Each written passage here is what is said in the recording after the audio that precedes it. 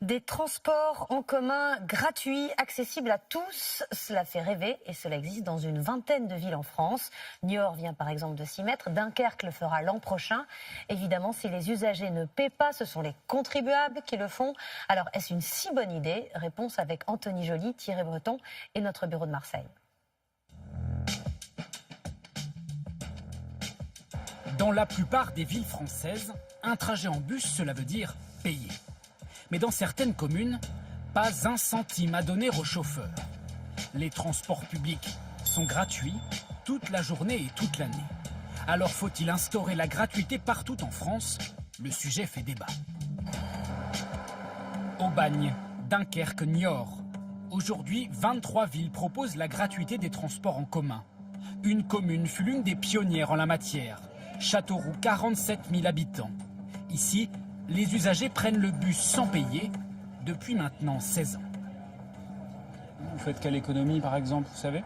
À peu près 3 € par jour. 3 €, tout compter 3 € x 5. Parce que je travaille 5 jours, donc voilà, ça fait pas une négligeable. économie. Voilà, ça fait une économie quand même. Avant, vous les auriez fait en voiture, ces trajets-là? Ou je les aurais pas fait. Voilà. C'est vrai qu'on fait des choses parce que la gratuité permet tout d'un coup d'envisager de les faire. Bonjour. En choisissant de ne plus faire payer les usagers, l'agglomération se prive de recettes. Pourquoi alors passer à la gratuité? Châteauroux avait un objectif clair, doper la fréquentation, car à l'époque, les bus tournaient à vide. Regardez cette courbe. Avant 2001, les bus perdaient des clients d'année en année. Puis la gratuité est instaurée et la fréquentation explose. d'1 500 000 passagers à 4 770 000 l'an dernier. Une manière, selon le maire, de dynamiser la ville. Ça amène du trafic en centre-ville, ça veut dire aussi des clients pour les commerces du centre-ville. Ça donne du pouvoir d'achat. Un afflux de passagers, mais un coût pour l'agglomération. Elle a dû acheter des bus supplémentaires. On a un coût qui est aux environs d'1 600 000 €, alors qu'à l'époque, notre déficit était plutôt de 300 000 €. Sans la contribution financière des usagers, qui compense, qui paye la gratuité. Elle est financée grâce à la hausse du versement transport, une taxe payée par les entreprises. Selon cet expert, cette taxe couvre bien le manque à gagner, mais pas les investissements futurs. Dès que le réseau se développe, eh bien, il faut faire appel à des ressources complémentaires qui passent par l'augmentation des impôts. Donc, in fine, ça finit sur le contribuable, ce que les gens n'apprécient pas. Plutôt qu'une gratuité totale, certains professionnels plaident pour une tarification sociale qui tiendrait compte, par exemple, des revenus de l'usager. La gratuité systématique, ça donne un service qui n'a plus de prix, mais qui a toujours un coût. Et donc, ça va faire porter le poids uniquement sur les contribuables.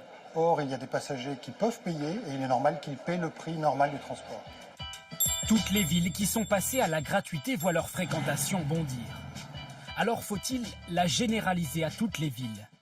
Beaucoup se disent favorables à cette mesure, car la gratuité aurait une utilité sociale. Ça va permettre à des populations en très grande précarité, en situation très difficile, de pouvoir emprunter les transports collectifs et de pouvoir se déplacer tout simplement.